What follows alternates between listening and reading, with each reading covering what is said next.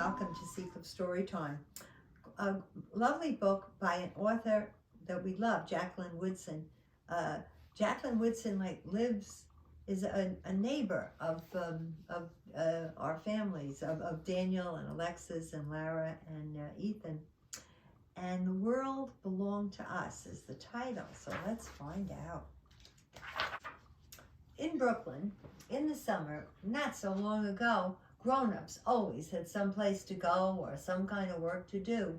But the minute school ended, the kids were free as air, free as the sun, and free as summer.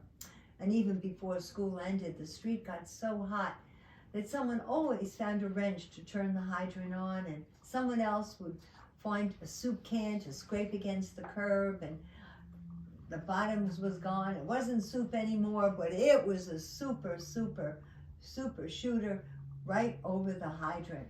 Our mamas opened the windows and hollered, "Don't get your school clothes wet."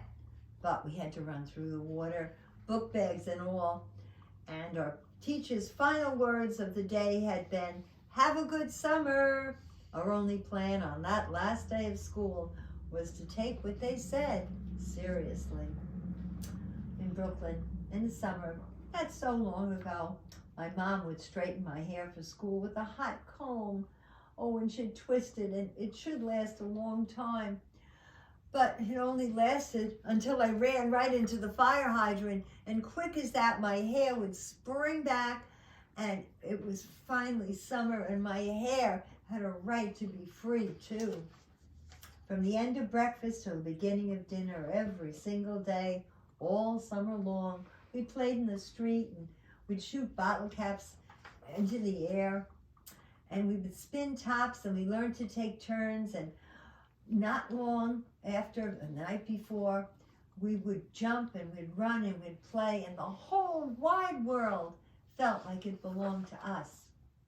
And some days we scraped our knees, but there was always an older kid nearby who would say, "It's going to be all right." And they'd tell us stories about being our age and stitches and broken bones. And someone would say, "Boys don't cry." And some big boy would always say, "Oh yeah?" And hear a story about the time he cried, until our eyes grew wide. Well, there were always some new kind of fun. We'd build forts out of huge boxes, and then we'd say, "You sure can draw, and you sure can build, and you sure can jump, and you sure can sing." And we'd put on a play. It was so much fun. In Brooklyn, summer long ago, it was easy to believe that anything was possible when a guy from our block was good enough to play for the Mets, and a girl from our block would sing on a big stage in Manhattan, and a woman, someone's cousin knew, wrote a whole book about Brooklyn. And someone always had a ball and a stick to hit, and if they didn't, we'd find a soda can and we'd play and we'd hit the can. In Brooklyn, in the summer long ago, we learned to watch and listen, and we played tag and hide and seek. And our block was the whole wide world, and the world belonged to us. And the afternoons, we'd hear the beautiful sound of an ice cream truck, and we'd yell to our moms, "Can I have 50 cents for the cone with raspberry sprinkles?" Sometimes our mom would throw the change into scarves and toss it down. And our scarves of money held high, we'd become a parade of kids chasing the truck. Wait, we want a cone." And then we'd share with our friends who had no money because, well, some days the ones with no money were us. In Brooklyn, in summers not long ago, we didn't need doorbells or telephones, just two hands, and we'd shout to each other in Spanish, in English, in Polish, in German, in Chinese. And we ruled the block in all our languages, playing until the dusk fell and the street lights came on. And one by one, our mothers would raise their windows again and call us home. And we said, "To be continued." Also we'd say, "You're still it. Don't forget, it was my turn." And then we'd say, "Wear your green shirt and I'll wear mine. What are you having for dinner? Maybe I can eat over tomorrow." And as our words echoed out over the block, like a lullaby we'd always remember, I ran up the steps of my stoop, and I was always excited about tomorrow and the tomorrow after that and the many, many tomorrows to come, not just in Brooklyn, not just in the summer, but everywhere I'd ever go and always. Oh, what a lovely story. Oh, I love the story. So nice.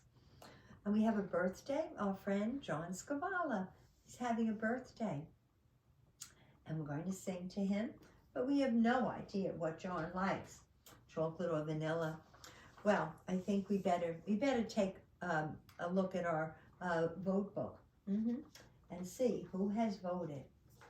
Well, let's find out. It is, Martha and Clara. I saw them today. They were at Pretzels and Paperbacks. Yes, they were. And Molly and Alice and Jolene and baby Teddy and baby Harry from Roosevelt Island. And Ben and Bee and Bevy and Riley and Henry. We saw them today too. Raymond, Audrey, and Lila. And I think that's it for chocolate. For the vanilla, we have Sophia and KJ. And who else? Oh, we have Joseph and Christopher and Lucy. And we saw Lucy also today. And I think that's it. Okay. Looks like a lot of chocolate. I know, it's 12 chocolate and 8 vanilla. Okay, John, chocolate cake for you. Ready? Happy birthday to you. Happy birthday to you. Happy birthday, dear John. Happy birthday to you. Okay. Thank you, Aaron Purr. Thank you very much, Oberon. And thank you, cameraman Dan.